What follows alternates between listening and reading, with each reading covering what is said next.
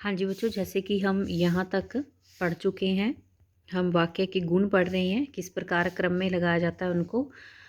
पूर्वकालिक क्रिया मुख्य क्रिया से पहले आती है, मतलब जो क्रिया पूर्वकालिक क्रिया कौन सी होती है, हमने पढ़ लिया था पीछे कि जो क्रिया पहले हो चुकी है वो क्या है, मुख्य क्रिया से हमेशा पहले आती है। जैसे मैं नहाकर पढ़ूंगा तो मुख्य क्रिया क्या है, पढ़ना, लेकिन नहाकर क्या है, पूर्वकालिक, जो काम पहले हो चुका है।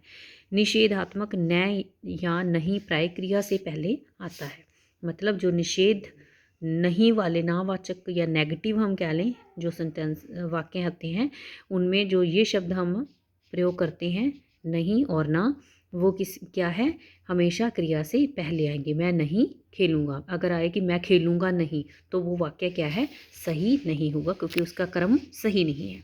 आगे है आग्रह करने में वाक्य के अंत में भी किया जा सकता है, जैसे तुम खेलो न, इसी को कहते हैं। लेकिन अगर हम आग्रह कर रहे हैं किसी से तो हम क्या करेंगे, आग्रह क्या होता है, किसी से विनम्र हम प्रार्थना करें, तो अगर हम आग्रह कर रहे हैं तो फिर हम क्या करते हैं, न का प्रयोग पीछे भी कर सकते हैं।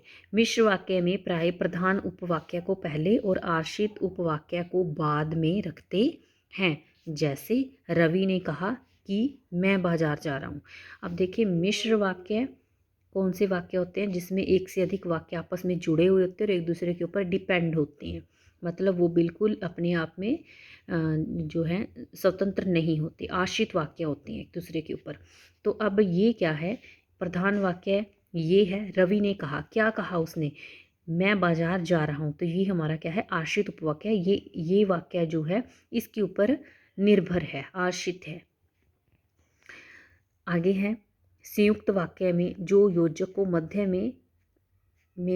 मध्य में रखा जाता है, जैसे राम आया और मोहन चला गया। अब हमने पढ़े थे ना कि सरल वाक्य, संयुक्त वाक्य और मिश्र वाक्य, तो उसमें संयुक्त वाक्य जो हैं वो कौन से होते हैं, जिसमें एक से अधिक उपवाक्य आपस में जुड़े होते हैं, लेकिन वो आपस में स्वतंत्र होते हैं। जैसे राम आया एक वाक्य है और मोहन चला गया एक अलग वाक्य है, और इन दोनों को जोड़ने वाला शब्द क्या कहलाएगा, योजक। तो योजक क्या है, हमेशा मध्य में आता है। आगे देखिए, क्रम की दृष्टि से भाषा की विभिन्न इकाइयों में तर्क संगत निकटता होनी चाहिए। ऐसा न होने पर कभी कभी जो है वाक्य अटपटे हो जाते हैं, मतलब वो अजीब लगने लग जाते हैं। कैसे, अगर हम सही क्रम में नहीं लगाएंगे शब्दों को तो क्या होगा, राम गरम भैंस का दूध पीता है। अब देखिए, थोड़ा सा आगे पीछे शब्द करने से हमारे अर्थ का अनर्थ हो गया। जैसे गरम भैंस, गरम भैंस कौन सी होती है भाई, कोई नहीं होती ना, तो ये क्या है, अशुद्ध वाक्य है। राम भैंस का गरम दूध पीता है, तो अगर हम इस तरह से लिखेंगे तो ये वाक्य हमारे पास शुद्ध हो जाएगा। अर्थात अगर हम शब्दों को सही तरीके से क्रम की दृष्टि से नहीं लगाएंगे तो क्या होगा, वो अशुद्ध हो जाएंगे। बच्चे को काट कर सेब खिलाओ, अब हमने काटना तो सेब को है ना, लेकिन हमने किसके साथ जोड़ दिया, इसमें बच्चे के साथ जोड़ दिया, तो ये गलत हो जाएगा। बच्चे को सेब काट कर खिलाओ, तो इस प्रकार वाक्य हमारा ये शुद्ध होगा। तो इस प्रकार हमने देखा कि हमें किस प्रकार सही क्रम में शब्दों को लगाना होगा, तभी हमारा वाक्य सही बन पाएगा, शुद्ध बन पाएगा।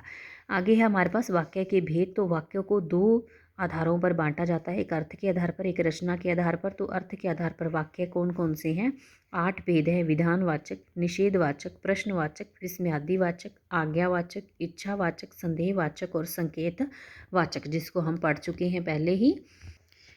इसी प्रकार रचना के आधार पर वाक्य कितनी प्रकार के हैं, 3 भेद हैं, सरल वाक्य, संयुक्त वाक्य और मिश्र वाक्य। मैंने आपको संयुक्त वाक्य और मिश्र वाक्य की जो परिभाषा है वो भी दोबारा बताई है ना।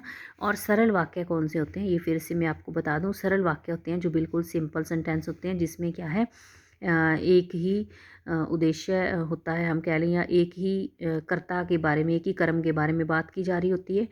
और दूसरा संयुक्त वाक्य है, जिसमें क्या है, एक से अधिक उपवाक्य आपस में जुड़े हुए होते हैं। संयुक्त का अर्थ क्या होता है, जोड़ना, है ना। तो 2 वाक्य आपस में जुड़े होते हैं, लेकिन अपने आप में स्वतंत्र होते हैं। क्या होते हैं, स्वतंत्र होते हैं। मतलब अगर हम एक वाक्य आगे वाला बोल दें तो भी उसका अर्थ क्लियर है, अगर हम पिछला बोलें उसका अर्थ बिल्कुल साफ हमें पता चलता है। लेकिन जो मिश्र वाक्य है, इसमें भी क्या है, मिश्र का अर्थ भी क्या होता है, मिलाना, है ना। लेकिन इसमें क्या है, दोनों वाक्य एक दूसरे के ऊपर क्या होते हैं, निर्भर होते हैं। एक आश्रित वाक्य होता है और एक क्या है, प्रधान वाक्य होता है। मतलब एक निर्भर होता है और दूसरा प्रधान वाक्य होता है, तो दोनों एक दूसरे के बिना अधूरे होते हैं। ये मिश्र वाक्य की पहचान होती है। तो उम्मीद है आप सभी को ये पाठ समझ आ गया होगा। आपने इसका जो अभ्यास कार्य है उसे स्वयं करना है और फिर मुझे भेज देना है मेरे व्हाट्सएप नंबर पर। तो मिलते हैं अगली कक्षा में, तब तक के लिए खुश रहें, स्वस्थ रहें।